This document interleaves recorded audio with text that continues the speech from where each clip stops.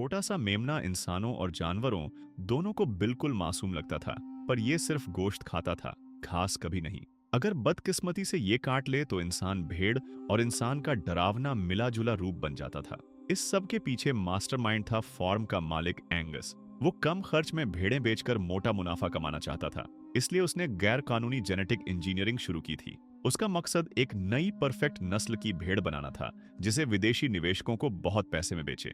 Angus के गंदे प्रयोगों को बेनकाब करने के लिए दो अनाड़ी पर्यावरण एक्टिविस्ट, ग्रांट और एक्सपीरियंस, फॉर्म में घुस आए। इत्तेफाक से उन्हें कुछ वैज्ञानिक एक एक्सपेरिमेंट सैंपल ले जाते दिखे।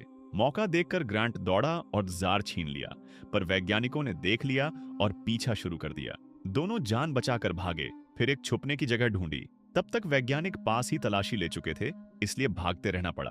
पर धीमी एक्सपीरियंस पीछे रह गई। सारे वैज्ञानिक ग्रांट के पीछे लग गए। घबराहट में भागते वक्त ग्रांट का पैर पेड़ की डाल से टकराया और जार टूट गया। जब ऊपर देखा तो अंदर का सैंपल गायब था। ग्रांट इधर उधर ढूंढ ही रहा था कि म्यूटेंट मेमना उसकी पीठ पर चढ़ गया और कान में जोर से काट लिया। ग्रांट दर्द से चीखा। जितना छटपटाया, मेमना नहीं छोड़ा। आखिर में कोई चारा न देखकर उसने अपना कान ही कुर्बान कर दिया। उसे नहीं पता था कि असली डर अभी शुरू भी नहीं हुआ था। ग्रांट जमीन पर पड़ा हाँफ रहा था। मेमना अभी भी ताकतवर था। जल्दी ही ग्रांट के बदन में बदलाव के निशान दिखने लगे। उसे गोश्त की खुशबू आई। सिर घुमाया तो एक खरगोश दिखा और बिना सोचे उसने उसे पकड़ लिया। इधर म्यूटेंट मेमना दूसरे फॉर्म पर पहुंच चुका था। उसने ठंडी आवाज में मिमियाया। आवाज सुनकर एक माँ भेड़ उसके पास दौड़ी आई, पर हैरानी हुई कि मेमने ने उसकी नाक पर जोर से काट लिया। थोड़ी देर बाद वहीं कटी हुई भेड़ सड़क के बीच में दिखी। फॉर्म का मजदूर टक्कर उसे देखकर ट्रक से उतरा। नाक पर काटने का निशान साफ था, पर टक्कर ने गंभीरता से नहीं लिया। उसने अपने साथी हेनरी को बुलाया कि मिलकर पेन में डाल दें, पर हेनरी भेड़ को देखकर डर के मारे सफेद पड़ गया। हेनरी दरअसल फॉर्म मालिक एंगस का छोटा भाई था। बचपन में एंगस ने हेनरी का पालतू मेमना मार डाला था, उसकी खाल उतारी थी और खूनी खाल पहनकर हेनरी को डराने कूदा था। तब से हेनरी को भेड़ों से बहुत डर लगने लगा था।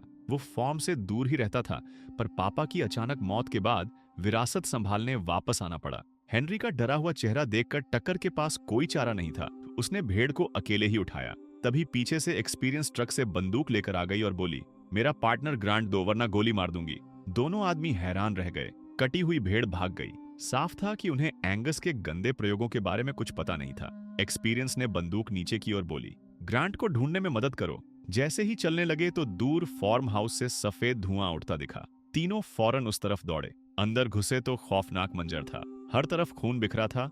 घर का मालिक कहीं नहीं दिखा। घबराहट में तलाश कर रहे थे कि भागी हुई भेड़ कमरे में आ गई। अब वो पूरी तरह राक्षस बन चुकी थी। वो पागलों की तरह उन पर टूट पड़ी। खुशकिस्मती से तीनों पीछे के कमरे में कूद गए। वहां घर के मालिक की लाश पड़ी थी।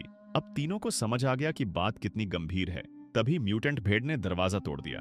टक्कर ने बिना सोचे गोली चला दी और उसे मार गिराया। अब बस जल्दी से वहां से निकलना था। पर एक्सपीरियंस दरवाजे तक पहुंची तो बाहर भेड़ों का घना झुंड खड़ा था। पता नहीं कौन सी संक्रमित थी, इसलिए हिम्मत करके ट्रक की तरफ बढ़े। सब ठीक रहा, बस हेनरी भेड़ों के डर से घर के अंदर ही जम गया।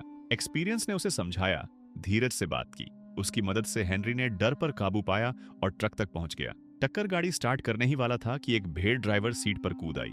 टक्कर ने ध्यान नहीं दिया और एक्सीलेटर दबा दिया, पर थोड़ी दूर जाने पर वही शांत भेड़ अचानक म्यूटेंट बन गई और टक्कर पर टूट पड़ी। लड़ाई में टक्कर का दायां पैर कट गया। वो पीछे की सीट पर घसीट कर चला गया, पर हैरानी की बात, म्यूटेंट भेड़ ने स्टीयरिंग पकड़ लिया और ट्रक को खाई की तरफ ले गई। आखिरी पल में तीनों कूद कर बच गए। भेड़ और ट्रक खाई में गिर गए। अब गाड़ी नहीं थी, पैदल ही चलना पड़ा। ज्यादा दूर नहीं गए थे कि टक्कर को दाएं पैर में तेज दर्द हुआ। जूता उतारा तो देखा पैर भेड़ का खुर बन चुका था। समझ पाता उससे पहले हेनरी ने देखा पहाड़ी से म्यूटेंट भेड़ों का बहुत बड़ा झुंड उनकी तरफ दौड़ा चला आ रहा था। इत्तेफाक से वो एंगस की लैब में जा घुसे। वहां हेनरी को आखिरकार भाई के गंदे प्रयोगों का राज पता चला। उन्हें एंगस और दो वैज्ञानिक भी मिल गए। हेनरी ने एंगस को भेड़ों के पागल होने की बात बताई, पर एंगस ने हंसकर टाल दिया और बोला, अब कोई मेरे प्रयोग नहीं रोक सकता। टक्कर का ध्यान हटा तो डॉक्टर रश ने उसे सूंघाने की सुई लगा दी। एंगस ने बंदूक छीनी और हेनरी एक्सपीरियंस को लैब से बाहर धक्के मार दिए। बाहर निकले ही थे कि म्यूटेंट भेड़ें फिर टूट पड़ी।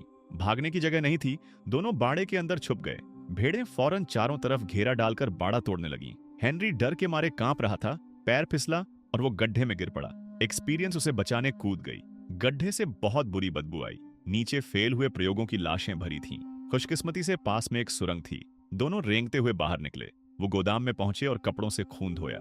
साफ होते ही अंदर से अजीब आवाजें आईं। उत्सुकता में अंदर गए तो छाया में भेड़ का सिर और इंसान का बदन वाला राक्षस खड़ा था। उन्हें सुनकर वो धीरे धीरे उनकी तरफ बढ़ा। तभी एक्सपीरियंस को उसकी पीठ पर बैग दिखा। ये म्यूटेंट ग्रांट था, पर अब उसमें इंसानी समझ बिल्कुल नहीं बची थी। एक्सपीरियंस कितना भी नाम पुकारे, कोई जवाब नहीं। खतरा महसूस करके हेनरी उसे खींचकर बाहर ले गया और राक्षस को गोदाम में बंद कर दिया। इधर डॉक्टर रश टकर पर अभी भी प्रयोग कर रही थी। सीरम बदन में गया और दर्दनाक लड़ाई के बाद टकर फिर इंसान बन गया। दवा काम कर गई थी।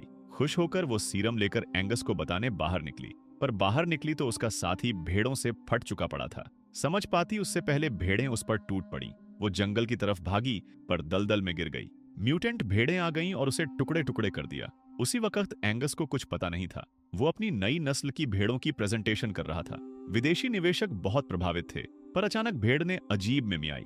सेकंड भर में म्यूटेंट भेड़ों का बहुत बड़ा झुंड वहां दौड़ा चला आया। निवेशकों के चेहरे सफेद पड़ गए।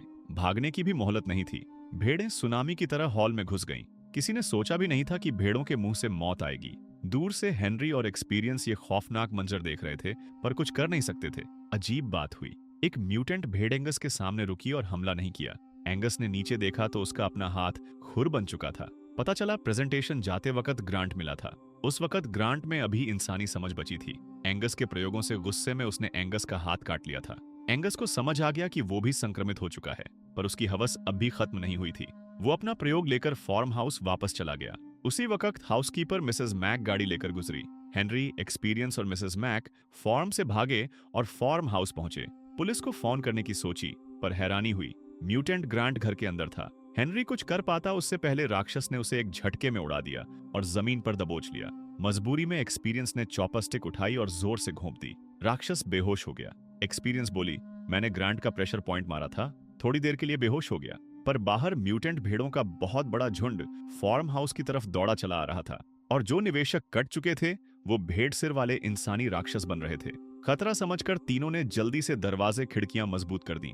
अब बाहर से मदद ही एक उम्मीद थी। हेनरी एंगस के ऑफिस में फोन करने गया तो एंगस पहले से वहां था और फोन खराब कर चुका था। उसका दायां हाथ देखकर हेनरी को यकीन हो गया कि भाई पूरी तरह पागल हो चुका है। वो फौरन बाहर निकल आया। नीचे म्यूटेंट भेड़ें बढ़ती जा रही थीं। जब कुछ समझ नहीं आ रहा था तो उन्होंने देखा कि एंगस अपनी म्यूटेंट भेड़ों को लेकर फार्म हाउस से निकल रहा है। हेनरी को तुरंत समझ आ गया कि वो अपना प्राइवेट प्लेन लेकर भागने वाला है। वायरस बाहर न फैले, इसलिए तीनों को कुछ करना था। पर उसी वक्त हेनरी को अपनी बांह पर नया काटने का निशान दिखा। फिलहाल वक्त नहीं था सोचने का। भेड़ों से बचने के लिए हेनरी ने अपना भेड़ों का डर दबाया और भेड़ की खाल ओढ़कर एंगस की तरफ रेंगने लगा। तरकीब काम कर गई। भेड़ें उसे बिल्कुल नजरअंदाज करने लगीं। पर जल्दी ही एंगस ने एक मेढ़ा उसकी तरफ आते देख लिया। हेनरी का सब्र टूट गया। उसने मेढ़े को जोर का वार किया। उसे लगा अब भेड़ें उस पर टूट पड़ेंगी, पर हैरानी हुई, सबने उसे फिर अनदेखा कर दिया। अपनी बांह का झकम देखकर हेनरी समझ गया वो उन्हें अपना ही समझ रही हैं। इधर एंगस प्लेन तक पहुंच गया। इंजन स्टार्ट किया और म्यूटेंट भेड़ों को लेकर उड़ने वाला था कि उसका बदन बदलने लगा। जब हेनरी पहुंचा तो एंगस भेड़ सिर वाला राक्षस बन चुका था। उसमें इंसानी अकद्र बिल्कुल नहीं बची थी। वो सीधा हेनरी पर टूट पड़ा। हेनरी ने बात करने की कोशिश की, बेकार। वायरस की ताकत से एंगस बहुत मजबूत था। हेनरी को बस भागना पड़ा, पर एंगस पीछा नहीं छोड़ रहा था। आखिरी पल में एक भेड़ कुत्ता आया और म्यूटेंट एंगस पर पागलों की तरह भौंकने लगा। भेड़ वाले इंस्टिंक्ट की वजह से एंगस रुक गया। तभी प्लेन अपने आप चलने लगा और चुपके से एंगस की तरफ बढ़ा। कुत्ता देखकर भाग गया। एंगस को खतरा समझ ही नहीं आया और घूमते प्रोपेलर ने उसे टुकड़े टुकड़े कर दिया। खतरा खत्म हुआ। टकर, जो फिर से इंसान बन चुका था, डॉक्टर रश की बनाई दवा लेकर आया। बिना देर किए उसने हेनरी के मुंह में दवा डाल दी। दर्दनाक लड़ाई के बाद हेनरी के अंदर का वायरस रुक गया, पर बाकी म्यूटेंट भेड़ों का क्या करें? उन्हें बार बार डकारें लेते देख हेनरी को आइडिया आया। उसने लाइटर जलाया और झुंड की तरफ फेंक दिया। जोरदार धमाका हुआ। आग की लपटें उठीं और लगभग सारी संक्रमित भेड़ें खत्म हो गईं। आखिर में बची हुई दवा से बचे हुए लोगों का इलाज किया गया। ग्रांट सहित सारे भेड़ इंसान फिर इंसान बन गए। पर जब सबको लगा अब सचमुच खत्म हो गया, फार्म का भेड़ कुत्ता मिमी आया। ये ठंडी चेतावनी थी कि शायद मुसीबत अभी पूरी तरह खत्म नहीं हुई। और इसी तरह ये शानदार फिल्म खत्म हो जाती है। तो अगर आपको ये मूवी देखकर मजा आया हो तो हमारी इस वीडियो को जरूर लाइक और हाइप दें और कमेंट करना बिल्कुल न भूलें। हमें बताएं कि अगली बार आप किस मूवी की एक्सप्लेनेशन देखना चाहते हैं। और सबसे जरूरी बात, ज्यादा से ज्यादा शानदार एक्सप्लेनेशन के लिए मूवीटेशन को सब्सक्राइब करना बिल्कुल न भूलें। फिर मिलते हैं अगली वीडियो में।